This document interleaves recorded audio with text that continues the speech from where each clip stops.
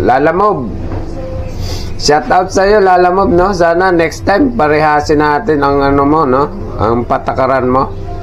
Hindi lang palaging ano, hindi lang palaging customer ang tama, no? Bigyan din natin ng pansin ang mga rider, no?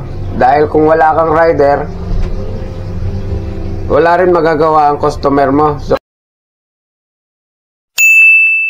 So yun, what's up? Welcome back sa akin channel, no, mga idol, no? So kung matatandaan nyo mga idol, no, yung bago ang lahat pala, no, mga idol, no, isang maligayang bati sa inyo, no. Happy New Year po, no, sa inyong lahat, at maging sa akin din, no? Happy New Year. So balik tayo, no, mga idol.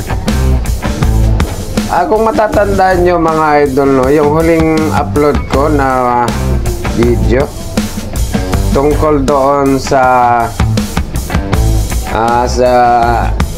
customer, no, na talagang nagpainit sa ulo ni Diyos mio, no.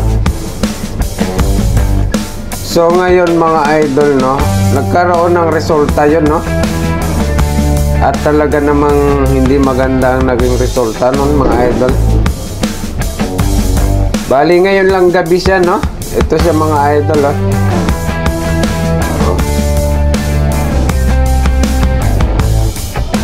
Ayan ang naging resulta mga idol, no?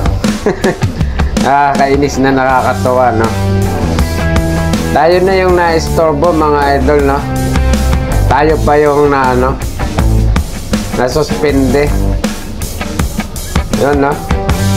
So sino ba ang may pagkakamali dito, no? Ako ba na rider o yung customer o si Lalamove mismo, no? So yun lang mga idol, no? Talagang hindi lang ako na siyahan dito sa nangyari na to, no? Ngayon mga idol ay ano, December 31 at maya lang January 1 na. Tapos ito ang nangyari sa account natin, no, mga idol.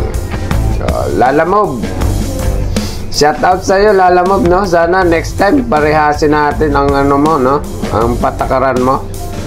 Hindi lang palaging ano, hindi lang palaging customer ang tama, no? Bigyan din natin ng pansin ang mga rider, no? Dahil kung wala kang rider, wala rin magagawa ang customer mo. So shout out sa iyo Lalamove.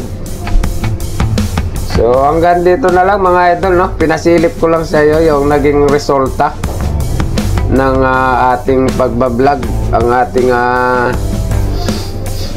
pagpo-post ng video, dahil doon tayo ay naban or nasuspende. So yun mga idol, Happy New Year sa inyo mga idol, at sana